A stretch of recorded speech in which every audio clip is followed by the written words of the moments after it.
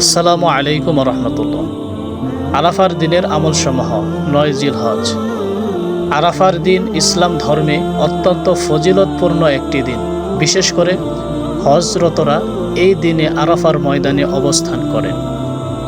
কিন্তু যারা হজে যেতে পারেননি তাদের জন্য এই দিনটি অনেক বড় সুযোগ নেকি অর্জনের।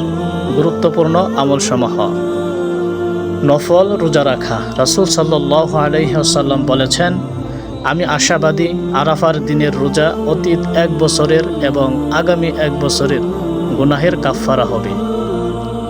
হজে না যাওয়া ব্যক্তিরা এই রোজা রাখবেন।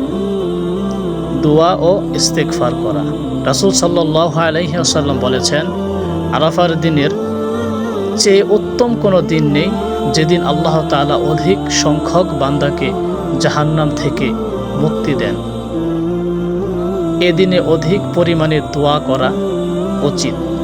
নিজের পরিবারের উম্মতের জন্য মাপ চাইতে হবে। তাসবিহ, তাহমিদ, তাকবীর, তাহলিল বলা।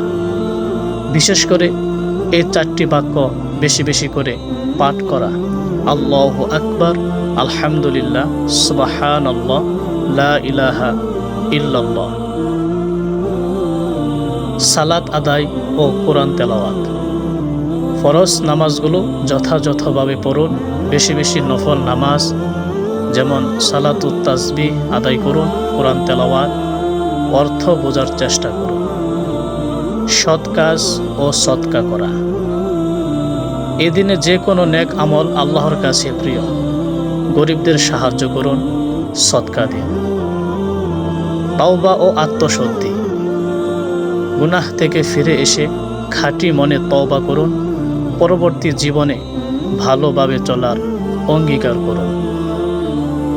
আগামীকাল শুক্রবার ফজর নামাজ থেকে মঙ্গলবার আসর নামাজ পর্যন্ত আল্লাহু আকবার, আল্লাহু আকবার, লা ইলাহা ইল্লাল্লাহু, আল্লাহু আকবার, আল্লাহু আকবার, ওয়ালিল্লাহিল হামদ প্রত্যেক বালেগ নারী পুরুষের জন্য প্রত্যেক ফরজ নামাজের পরে একবার করে পড়া ওয়াজিব।